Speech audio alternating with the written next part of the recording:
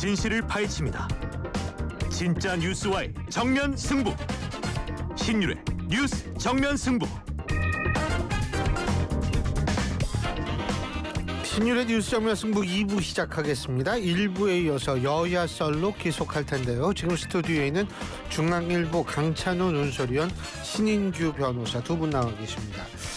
그 나경원 의원 지금 농성 중이잖아요. 네, 그렇습니다. 김민석 이제 총리 후보자 거의 같은 모양이에요. 그리고 네. 김병기 신임 원내대표도 거기 네. 찾아갔던 모양인데 네. 어떻게 보십니까?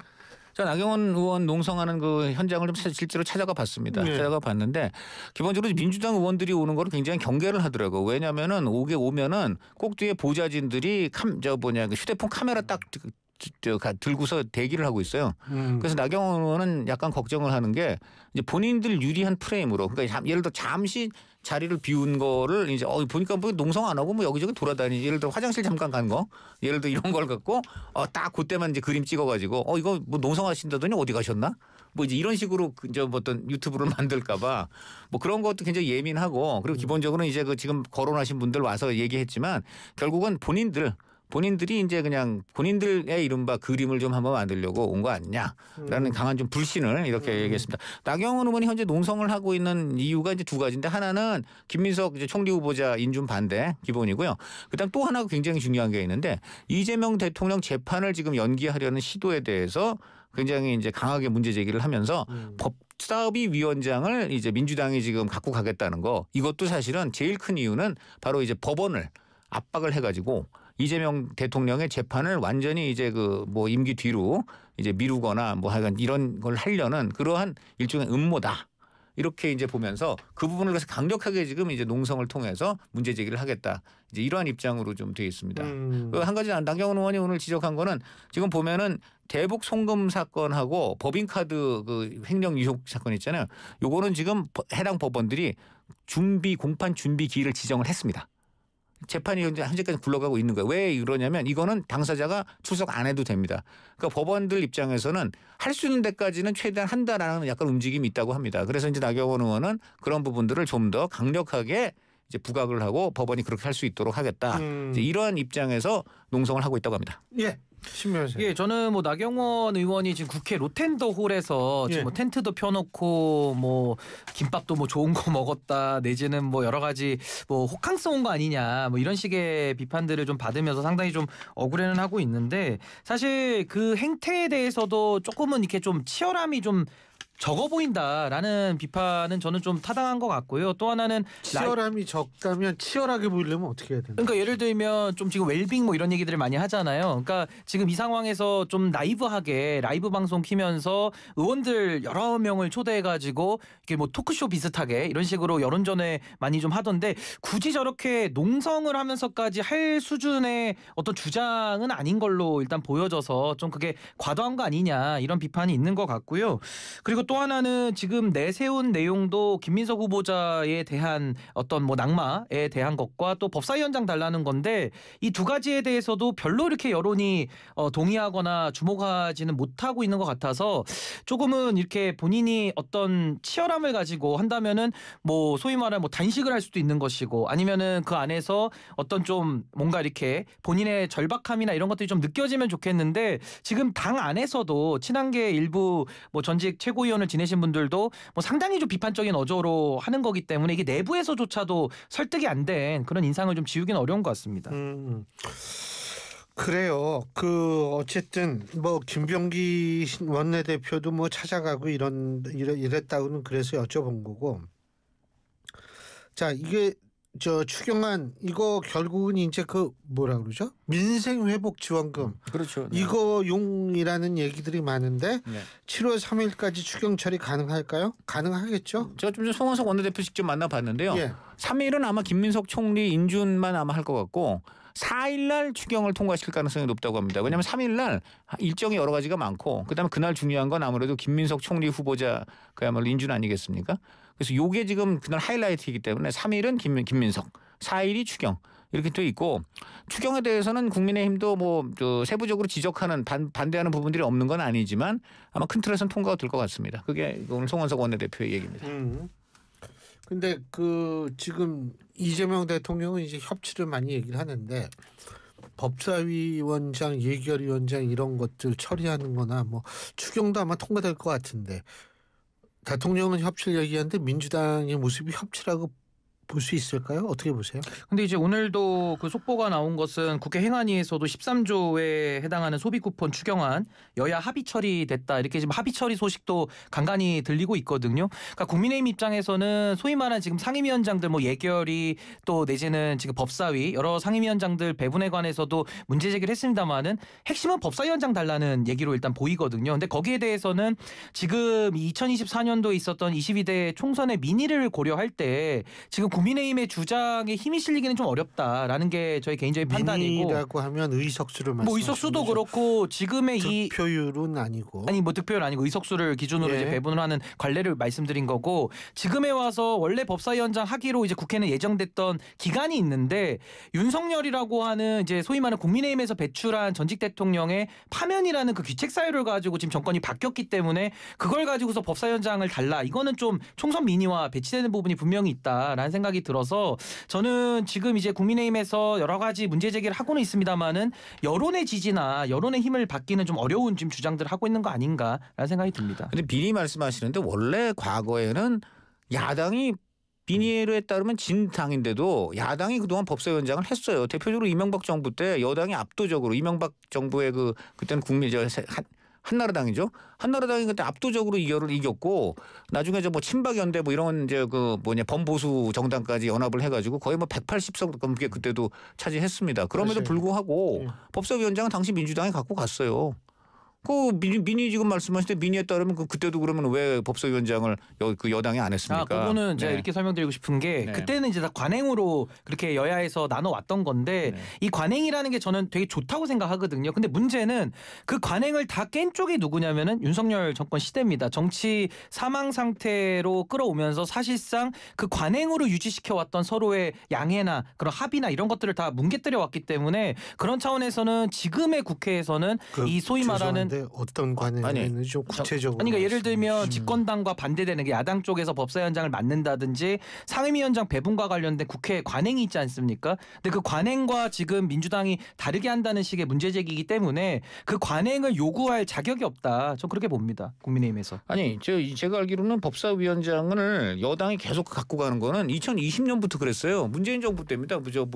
윤석열 정부 21대 국회. 그러니까 2020년 국회에서 총선 때 의석수를 많이 얻었으니까 배분이 이렇게 된 거죠. 아니 그러니까 그 전에 관행은 그러면 야당이 하는 거였었는데. 네, 그 전에 이명박 정부 때도 그때부터 이게 좀 흔들리기 시작했다. 그러면 지금 이 우리 말씀이시죠. 변호사님도 이명박 정부 때는 이명박 정부 한나라당이 갖고 가는 게 맞다는 얘기를 하시는 거네요. 아니 그러니까 제 말은 그 네. 관행으로 그동안에 국회에서 해왔는데 윤석열 시대를 지나고 나서 지금 우리가 평가를 해보면 국회 안에서 관행이라는 서로의 양해와 합의만 해가지고는 운영이 안 되지 않습니까? 국회 자체가. 그런 차원에서는 우리 국회법에 보면은 결국에는 국회 상임위원장은 표결로 뽑게 돼 있어요. 그러니까 결국에는 지금으로서는 국회법으로 갈 수밖에 없는 상황이고 앞으로는 뭐 강 의원님 말씀대로 국회가 그 관행을 서로 신뢰 위에서 쌓아가면 전 좋다 이렇게 봅니다. 물론 윤석열 전 대통령 당시에 이제 윤 대통령 국회 무시하고 뭐 여러 가지 문제가 있었던 건 100번 동의합니다. 그런데 법사위원장 문제는 윤석열 대통령 그 문제가 아니고 문재인 정부 때 문재인 정부가 그야말로 관행을 일방적으로 깬 거예요.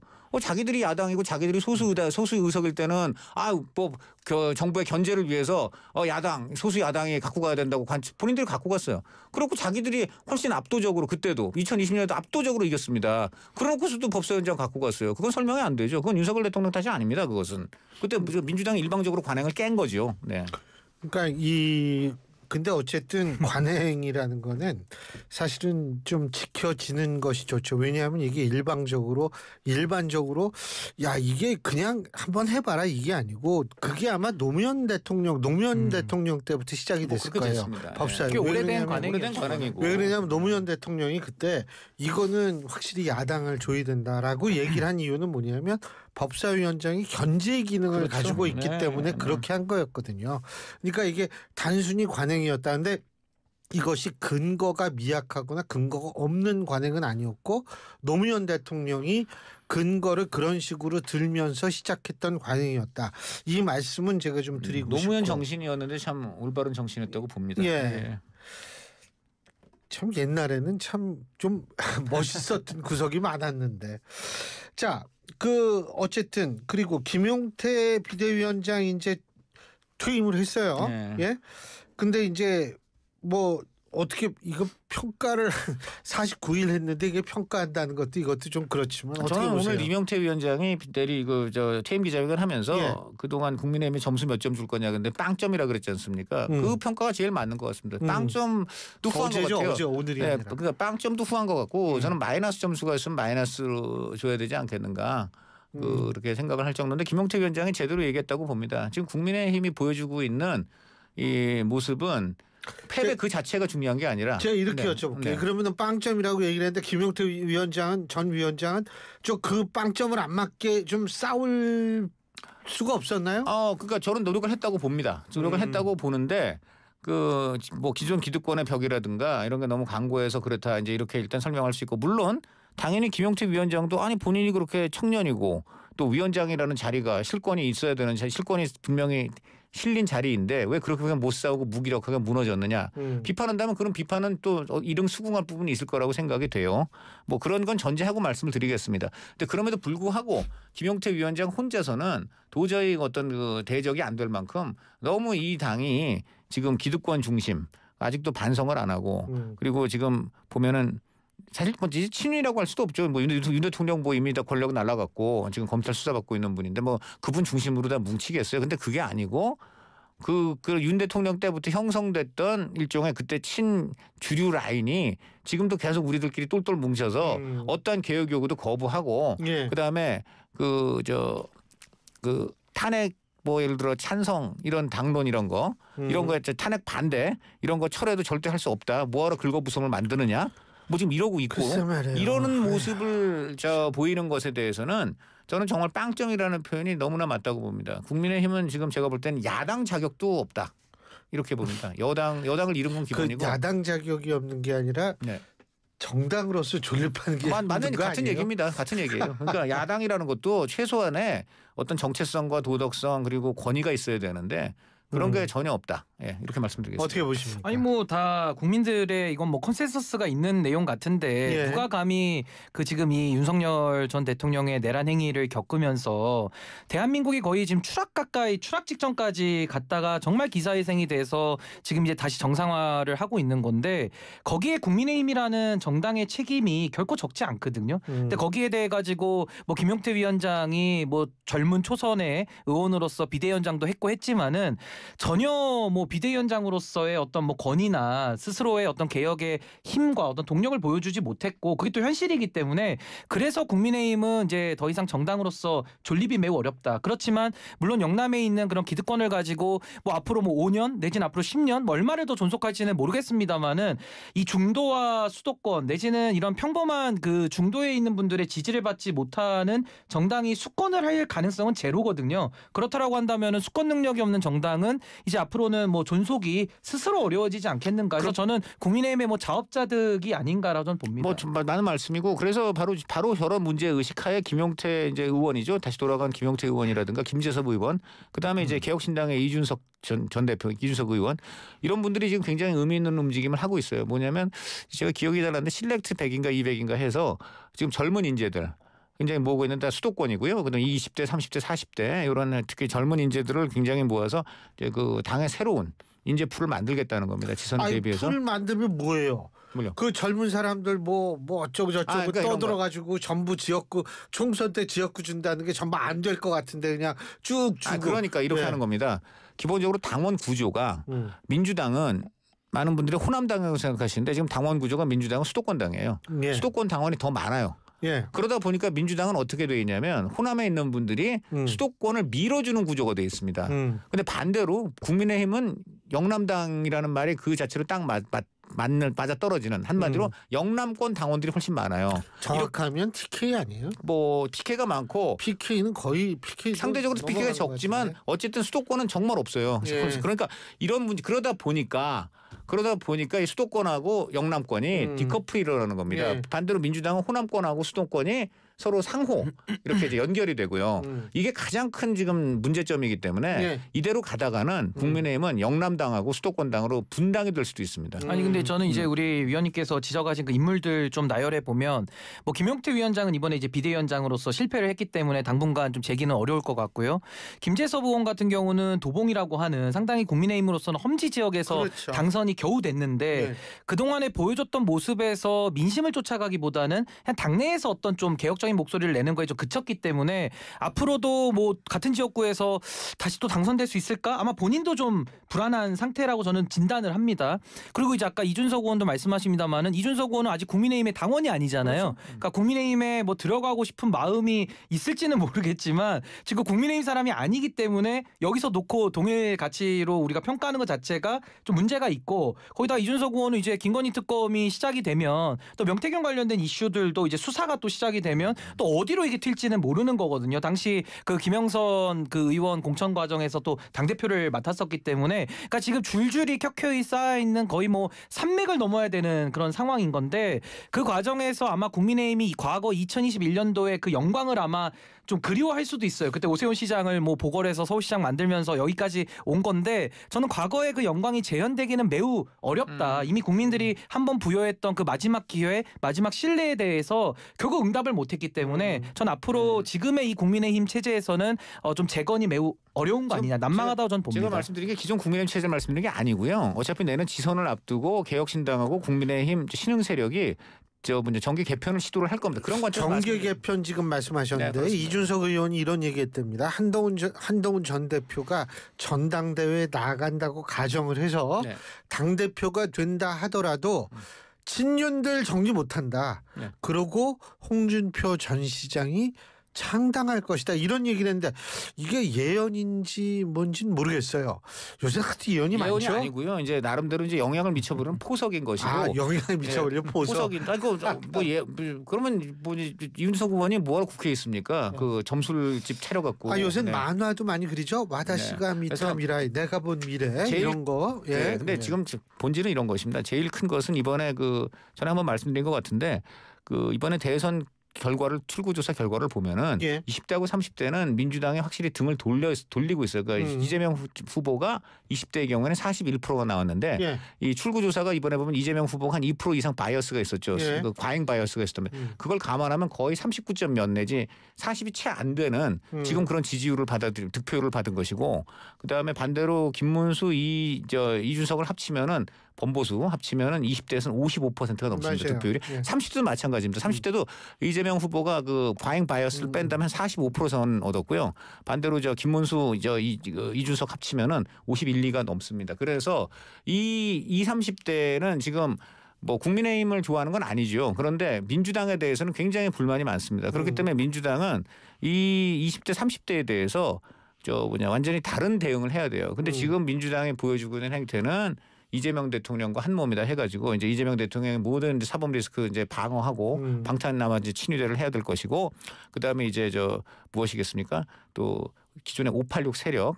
민주당 이 국민의힘이 친윤 세력을 정리하지 못하든 이 민주당도 기존의 586 세력이 안고 있는 여러 가지 구태들 이런 것들로부터 쉽게 절연하기 어렵거든요. 그렇기 때문에 양당이 모두 지금 자기 개혁을 안 하면은 20, 30대는 지금 양당에 다 마음을 안 주는 상황이 되는 거예요. 그렇기 때문에 그것을 노리고 지금 아까 말한 대로 그 젊은 세대인 국민의힘 의원이나 이준석 의원이 하고 있는 것입니다. 홍준표 전 시장 그래서 뭐 정당을 만들 수 있다고 보세요? 저는 뭐 그렇게까지 보지 않습니다. 그렇게까지는 그건 아니죠. 그렇게 아니고 다만 이제 그러한 정계 개편 시도에 홍준표 전 의원이 어떻게 보면 이제 숟가락을 놓을 수 있다. 이렇게. 아니 근데 뭐 정계 개편론 말씀하시니까 홍준표 전 시장은 정계 은퇴했다고 하다가 지금 굉장히 복귀가 빠릅니다. 아니 말을 또 바꿨더라고. 그래요? 말을 바꾼 건지 뭐 이제 관심도 많이 안 가지실 것 같긴 한데 제가 모르겠는데 일단 놔두겠습니다. 아니 근데 일단 놔두겠는데 일단은 세대 연합론, 그러니까 보수 진영에서 한번 했던 뭐 성공의 경험이 있었던 세대 연합론이 이제 깨진 거고요. 그 깨진 상황 속에서 이준석 의원이 뭐 바깥에 현재 있으니까 뭐 안에 들어가면 뭐 더 비전 이전 없다고 보는 것이고 만약에 바깥에서 홍준표 이준석 전 시장이 뭐 합류하는 형태, 뭐 당을 만들든 안 만들든 어떤 정계 개편을 우리 강 의원님 말씀대로 시도를 한다는 전제에서 제가 말씀을 드리자면 수도권에서는 더 당선될 곳이 없고요. 그 영남에서도 정계 개편을 해서 당을 바꿔도 더 당선. 아니 지금 이준석 의원이 대선 때 얻은 득표율을 봐도 예.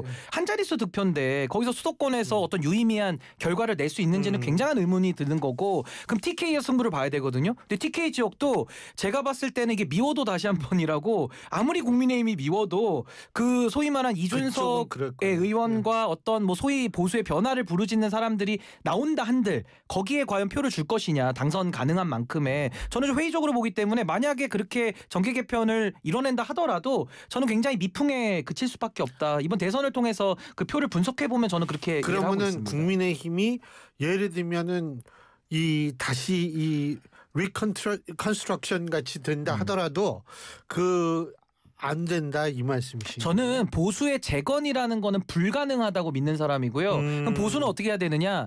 저는 창건이 필요하다고 봅니다. 아예 새로운 세력과 재건과 창건은 다르죠. 재건은 재활용해서 뭘 리모델링하겠다는 거고 제가 봤을 때 대한민국의 보수는 새로운 사람과 새로운 사상과 새로운 서사를 가지고 아예 창건을 해야 되고 그럼 시간은 오래 걸리겠죠. 단순한 정치공학을 가지고 이거는 넘어설 수 있는 그런 단순한 위기는 아니다라고 저는 진단을 합니다. 예. 뭐좀 상당히 맞는 부분이 있어요. 그러니까 지금 기존 세력 가지고 전형적으로 우리가 보수하면 떠올리는 이제 의원들, 뭐 영남권의 누구누구 홍준표 전 의원을 비롯해서 그런 분들이고 그렇기 때문에 저 뭐 거의 창건 수준의 그런 기존의 그런 사람들로서는 저는 뭐 안 된다는 건 저는 100번 동의하고 어쨌든 간에 분명히 지금 20, 30대가 기존 정치권에 갖는 생각은 저희 40대, 50대 이상의 기존의 정치권을 바라본 사람들하고는 다릅니다. 분명히 다르고 그들의 니드가 다르기 때문에 그들의 니드에 맞는 공급을 하는 세력이 바로 어떻게 보면 그게 보수가 창건된다면 그런 게 창건되는 거예요. 저는 그런 점에서 하여간 저 뭐 그 논란은 있지만은 예를 들어 이준석 의원이라든가 하여간 뭐 김재섭 의원이라든가 또 김용태 의원이라든가 이런 분들 그분들 본인이 아니더라도 그런 분들에 촉발된 하여간 정치 공급이 언젠간 일어날 것이다. 그게 아주 빠르면 내년 지선이고 그렇기 때문에 여기서 이제 민주당의 대응이 굉장히 중요한데 민주당이 뭐 맨날 민주당이 야당 되면 하는 소리가 있어요. 여당 국민의힘이나 이쪽 당 보고 하는 소리가 뭐냐면 청와대나 용산 거수기가 되면 안 된다고 맨날 그래요. 근데 지금 본인들이 뭐라고 합니까? 지금 당대표 되는 분이 뭐라 그래요? 난 이재명과 한 몸이다 지금 그러고 앉아 있지 않습니까? 뭐 이재명의 항모가 되겠다고 하고 이건 여당이 아니 그들이 주장하는 여당의 모습이 아니죠. 그래서 그분들은 꼭 야당일 때만 여당이 그래야 된다고 하는 사람들입니다. 이런 식으로 가면 20년 뭐 100년 뭐 보수 괴멸 진보 20년 100년 집권 떠들었던 문재인 정권 5년 만에 결국 그 정권 뺏기고 보수에게 내줬습니다. 이런 거를 반복하지 않으려는 법은 없다 이렇게 봅니다. 네. 그럼 뭐 이번 전당대회 그 8월달에 국민의힘 한다 그러는데 뭐 주목을 할 이유가 그렇게 크게 없겠네요, 그죠? 뭐 제가 볼 때는 그 나물에 그 밥 다 예상이 뻔한 시나리오이기 때문에 누가 돼도 그 사람이 당을 바꿔낸다, 당의 체제 개선 이룬다는 건 전 불가능으로 봅니다. 누가 될 것 같으세요?